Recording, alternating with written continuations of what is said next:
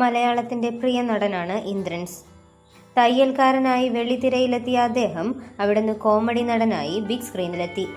ഇന്ന് ക്യാരക്ടർ റോളുകൾ ചെയ്ത് പാൻ ഇന്ത്യ റീച്ചിലേക്ക് എത്തി നിൽക്കുന്ന ഇന്ദ്രൻസിനെ കാണുമ്പോൾ മലയാളികൾക്കേറെ അഭിമാനമാണ്. നിലവിൽ ചിന്ന ചിന്നയാസയാണ് നടന്റെ പുതിയ ചിത്രം. തനിക്കൊപ്പം പല വലിയ നടിമാരും അഭിനയിക്കില്ലെന്നും അങ്ങനെ സംഭവിച്ചിട്ടുണ്ടെന്നും തുറന്നു പറയുകയാണ് ഇന്ദ്രൻസ്. മധുബാല ഓക്കെ പറഞ്ഞപ്പോൾ വളരെയധികം സന്തോഷം തോന്നിയെന്നും അദ്ദേഹം കൂട്ടിച്ചേർത്തു. ഒരുപാട് അവസരങ്ങൾ വരുന്നുണ്ടെങ്കിലും ചില ജീവനുള്ള കഥാപാത്രങ്ങൾ കിട്ടും. അത് കിട്ടുമ്പോൾ തന്നെ ഒരാദിയാണ്. അത്തരത്തിലൊരു സിനിമയാണ് ചിന്ന ചിന്നയാസെ. കഥ കേട്ടപ്പോൾ തന്നെ ഞാൻ ഓക്കെ പറഞ്ഞു. മധു മേഡമാണ് നായിക എന്നും എന്നോട് പറഞ്ഞിരുന്നു.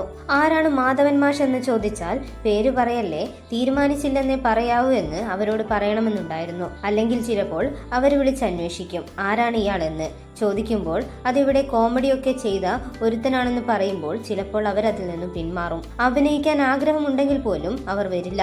എനിക്ക് പല സിനിമകളിലും അങ്ങനെ സംഭവിച്ചിട്ടുണ്ട്. വലിയ ആർട്ടിസ്റ്റുകളുടെ പേര് പറയും, പക്ഷെ അവസാനം അവർ സിനിമയിൽ ഉണ്ടാകാറില്ല. നമ്മുടെ വേഷത്തോട് തൃപ്തിയാണ്, പക്ഷെ അക്കാര്യത്തിൽ ഒരു ആദി ഉണ്ടാകും. പക്ഷെ മധു മേഡത്തിന് ഇഷ്ടമായി സമ്മതിച്ചു എന്ന് പറഞ്ഞു. ഞാനും ആ ഡേറ്റിന് വേണ്ടി കാത്തിരുന്നു. ഒരാഴ്ചയൊക്കെ അതിൽ മാറ്റം വരുമ്പോൾ എനിക്ക് വെപ്രാളമാണ്. പക്ഷെ അങ്ങനെ ഒന്നും സംഭവിക്കാതെ തന്നെ മാഡം വന്നു. തനിക്ക് ഒത്തിരി സന്തോഷമായി എന്നും ഇന്ദ്രൻസ് കൂട്ടിച്ചേർത്തു. ട്രെയിലർ ലോഞ്ചിനിടയിലായിരുന്നു അദ്ദേഹത്തിന്റെ പ്രതികരണം. നല്ല നായികമാർക്കൊപ്പം അഭിനയിക്കണമെന്ന് ഇന്ദ്രൻസിന്റെ ആദ്യകാല ആഗ്രഹങ്ങളായിരുന്നു. ഒടുവിൽ അത് സാധിച്ചതിനെ കുറിച്ച് വളരെ രസകരമായി ഇന്ദ്രൻസ് പറയുകയാണ് ഇങ്ങനെ: ഹേമമാലിനിയെ ആയിരുന്നു ആഗ്രഹിച്ചിരുന്നത്, പക്ഷേ ആ കുടുംബത്തിൽ നിന്ന് തന്നെയാണ് മധു മേഡത്തിനെ കിട്ടിയത്.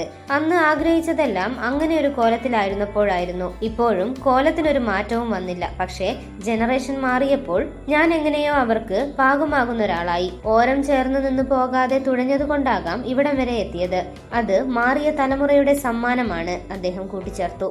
കൂടുതൽ വാർത്തകൾക്കും വിശേഷങ്ങൾക്കുമായി ഈ ചാനൽ സബ്സ്ക്രൈബ് ചെയ്യുക.